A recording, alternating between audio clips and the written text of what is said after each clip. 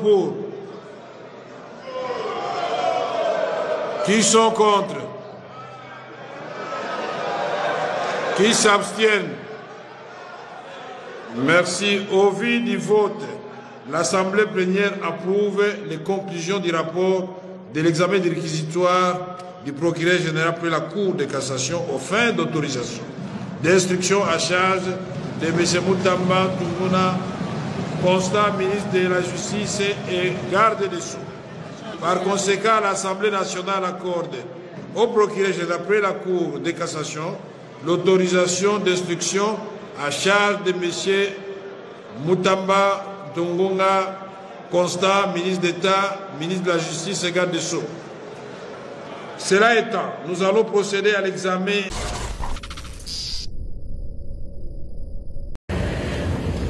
Dans l'optique de réformer en profondeur les statuts des agents de carrière des services publics de l'État et d'innover en matière de sécurité sociale, le vice-premier ministre, ministre en charge de la fonction publique Jean-Pierre Liaou, a présenté simultanément 2 projets de loi jugés récevables ce vendredi 30 mai 2025 à l'Assemblée nationale. Il s'agit notamment de la loi modifiant et complétant la loi numéro 16/031 du 15 juillet 2016 portant statut des agents de carrière des services publics de l'État et le projet de loi modifiant et complétant la loi numéro 22/031 du 15 juillet 2022 portant régime spécial de sécurité sociale des agents publics de l'État. Ces 2 projets de texte visent donc non seulement à cristalliser les résultats des réformes entreprises, mais sont également porteurs de rupture et de renouveau dans le secteur public, puisqu'ils introduisent pour le premier des principes innovants de gestion des ressources humaines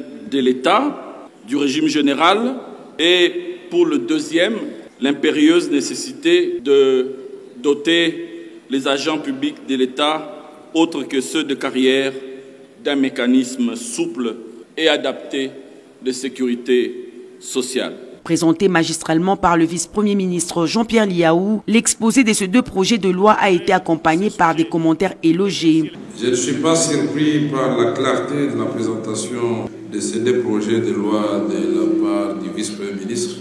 Nous avons besoin de cadres compétents dans ce pays. Il y en a. Il faut les chercher, on va les trouver. Je considère que le vice-premier ministre Liaou compte parmi les cadres compétents de ce pays, puisque là, ce n'est pas facile de faire la réforme de l'administration agonisante d'un pays. Jugés récevables, les 2 projets de loi ont été envoyés en commission pour un examen en profondeur avant d'être adoptés en plénière.